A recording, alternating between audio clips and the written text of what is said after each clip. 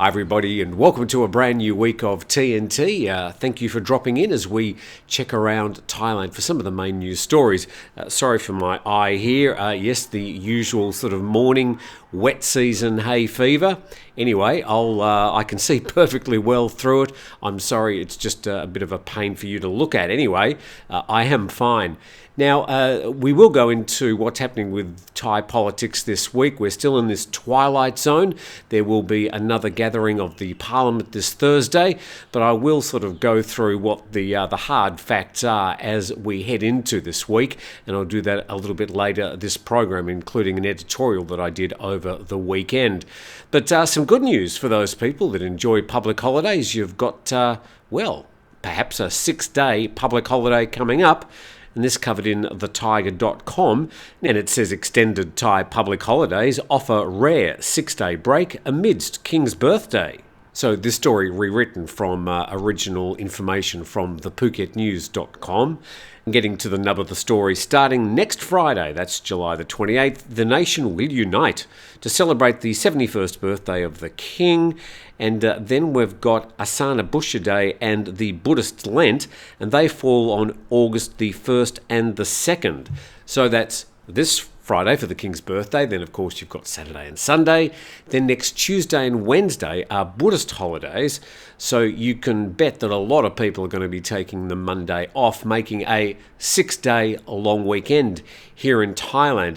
Now, for the King's birthday being a public holiday, you can imagine that banks will be closed, except in shopping centres where they'll still be open. Things like immigration will be closed. So if you're doing your 90-day reporting or need to get to immigration, then forget about doing it this Friday. And just noting that next Tuesday and Wednesday, being Buddhist holidays, will be alcohol-free days. So you won't be able to buy alcohol next Tuesday or Wednesday. So a 6-day long weekend. Moving to our next story, and Nation Thailand reports that baht volatility expected to be temporary, and it says the baht reached a 2-month high of 34, just over 34 baht to the US dollar last week, before falling to 34.4 against the greenback at the close of trade last Friday, making the baht the most volatile currency in the region last week. And traders say the volatility was due to the domestic political situation as the baht began falling after the second round of voting for the next Thai Prime Minister. That was last Thursday. And other currencies in Asia fell against the US dollar as it gained strength from a decline in the number of weekly jobless claims, reflecting a robust labour market in the US. The baht has strengthened by 0.5% against the greenback since the beginning of this year. The average estimate of financial analysts in Thailand is that the baht will remain strong this year, reaching 33.8 to the greenback by the end of the year. So the baht expected to strengthen against the greenback throughout this year. Let's check the charts. This is xe.com, and it's showing us a full year of trading there. Then over the last year, it shows us that the USD has dropped 6.42 against the Thai baht, and currently the Thai baht today is 34.4 baht to the US dollar. Let's check some of the other currencies just to see what's happening due to this fluctuation in the baht.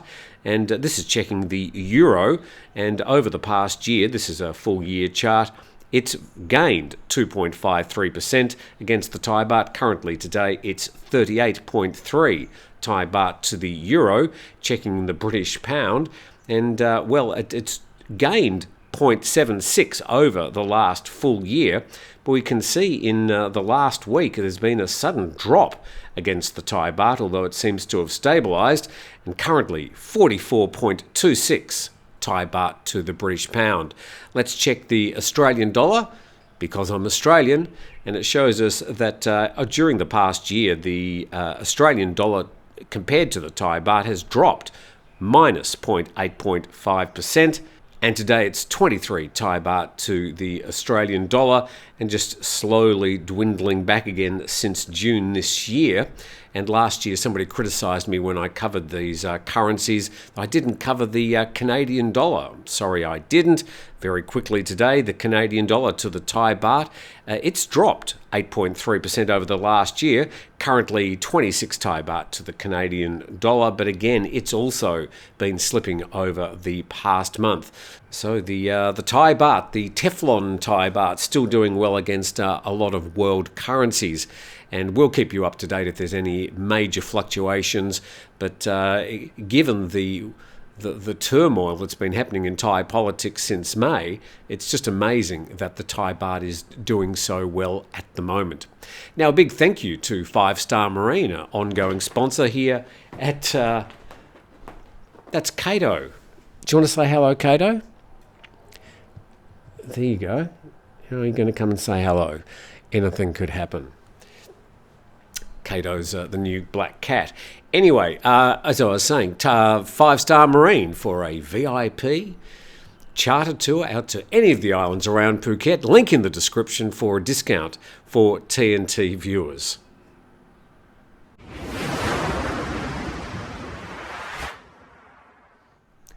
We'll get to the latest in the political shenanigans as we lead up to this Thursday's next lot of voting for a Thai Prime Minister and a possible government here in Thailand. But we go to Phuket and the Phuket Express, the PhuketExpress.com. Intoxicated Russian man damaging multiple cars, stopped by Phuket police using tasers. An intoxicated Russian man was stopped by Phuket police with a taser after he was found to be damaging multiple cars in Wichet, which is just out of Phuket town.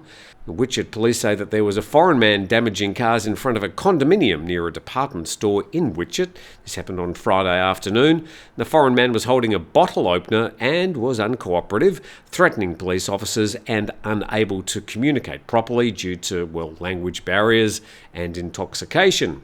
The police used a taser and a wooden club to stop the foreign man, knocking him to the ground, and he was taken to a local hospital for a physical and psychiatric evaluation. And 4 cars were damaged by the Russian man, and all the car owners have filed police reports against the Russian man for the cost of damages. So he sobers up only to be confronted with quite a big damage bill, I would say. And the reason for the bewildering behaviour of the Russian man was still unknown, although I'm sure by this stage police have had a chat to him with the help of a translator. And we can see there's some of the damage caused by the Russian man. So the Russian man's certainly getting stuck into those 4 cars for, reasons unknown. Now let's check the latest in the Thai politics, the stark reality of what's facing Thai voters this week, and the Move Forward party pretty much irrelevant as we move towards the next lot of voting. Let's see what's been happening. And Nation Thailand reporting Pheu Thai may have no choice but to kick Move Forward out to save its PM bid. Well, they do have no choice. I'll go through an editorial I've posted over the weekend about this matter, but let's see what the Nation Thailand story says.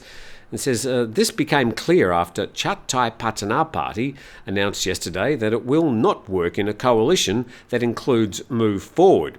We're going to hear that story quite a few times in relation to other parties that joined in those chats. Then a bit further down, their top Pheu Thai execs met their Chat Thai Patana counterparts yesterday. After the meeting, the Chat Thai Patana leader announced the party would not work with anyone planning to touch Article 112 of the Penal Code or the Lèse Majesté law. Move Forward has stuck by its election promise to amend Article 112 so it can no longer be used as a political tool. However, the party's repeated announcements have infuriated the Conservative camp, especially senators who believe Move Forward is taking a stand against the monarchy. Well, it's not quite the case. I mean, what the Move Forward party have said is that they just want to lessen the severity of the laws, the quite draconian laws, which can put young people in very perilous legal situations when speaking up against the Thai monarchy, the head of state of Thailand. So they're not speaking against the monarchy, they're just trying to reduce or lessen the severity of the laws covered in Section 112 of the Criminal Code. And on Saturday, Cholnan, who is the leader of the Pheu Thai party, met the leaders of Phumjai Thai, Chat Patana Kla and United Thai Nation parties to reportedly invite them to join the Pheu Thai-led coalition Again, the three parties insisted they would not join the coalition as long as Move Forward stays, because they will not accept any changes to the Lèse Majesté law. And Pheu Thai is scheduled to meet Palang Pracharat Party last night, and the response is expected to be the same. Palang Pracharat Party were the party that formed the coalition for the previous government, and of course, that is still the caretaker government, just keeping the wheels of the Thai public service moving. And covered in the patianews.com, Pheu Thai Party in talks with parties outside of coalition to form government. And this is where the maths come in. Let's see what's happening here. And the Phumjai Thai Party, led by Anitin Charnvirakul, the main supporter of marijuana legalisation, came in third in Thailand's May 14 election and currently has 71 MPs, while the Chart Thai Patana Party, one of the small opposition party, has 10 MPs. So time to do the maths. So I took off my shoes and socks and started doing the counting, and this is sort of what I came up with. Now, if you can imagine, currently the 8-party bloc has 313 MPs. 313 out of the 500 MPs in the lower house. So a majority is 250 MPs. So you need that magic 250 plus 1 to make a government. Then you subtract the 160 MPs from the Move Forward Party, because they're going to be kicked out of this coalition, and you get 153 MPs. So from those 153 MPs, you add 71 Phumjai Thai and 10 Chart Thai Patana, and you get the number of 234. So you're still short of a coalition. Now, Pheu Thai will be doing everything they can to avoid working with Palang Pracharat Party and the United Thai Party, because they were in fervent opposition to those military-led or military-inspired parties, which include Prayut Wongsawan, which include, of course, the previous Prime Minister, Prayut Chan-o-cha, who is still the caretaker Prime Minister. So if anybody is sitting out there saying, oh, there's just going to be another coup, you've got to understand the army and the army-led parties are pretty much still in control. So you're not going to see any coup yet. There's going to have to be some new government, which then the army could perform a coup against. But I just don't see that happening at the moment. And in any case, we've got a lot of water to go under the bridge before anything like that can be even mooted or suggested. So that's the numbers, that's the maths. So the Pheu Thai Party having to try and find 250 or 251 MPs to form a government in the lower house. And the article goes on to say, but so far the protests have been fairly small, talking about protests that happened over the weekend, Friday night and the weekend. And this from AP, Associated Press, that reports protesters in the Thai capital call on senators to approve vote winner's choice for Prime Minister. Well, that's just not going to happen. The government that may or may not be put together this week will not be the wishes of the Thai people, but it may indeed be a government. And that story says that hundreds of people gathered on Sunday in the Thai capital of Bangkok to demand that Conservative senators stop blocking the naming of a Prime Minister belonging to a winning coalition formed by May's general election. And protesters braved heavy rain to show their anger and frustration. Certainly been raining up in Bangkok, and that would dampen a lot of the protester activity. And the AP article says the surprise election winner, the Move Forward Party, failed in 2 efforts to have its leader Pita Limjaroenrat confirmed as the next Prime Minister, largely because he failed to woo enough votes from the senators who are disturbed by the party's reformist policy platform. And an opinion piece from KhaosodEnglish.com. I'll put a link in the description in this video to this particular story. It's a fairly controversial editorial, and I'll leave it to you if you'd like to read it. And the opinion piece is titled Silent Semi-Military Coup and the Normalisation of Indirect Military Rule. I'll just read out a couple of paragraphs. What happened on July the 13th and again on the past Wednesday, July the 19th, was nothing short of a silent semi-military coup which succeeded in twice rejecting and removing the Move Forward Party PM candidate Pita Limjaroenrat from the PM race. So that's talking about the last 2 parliamentary sessions.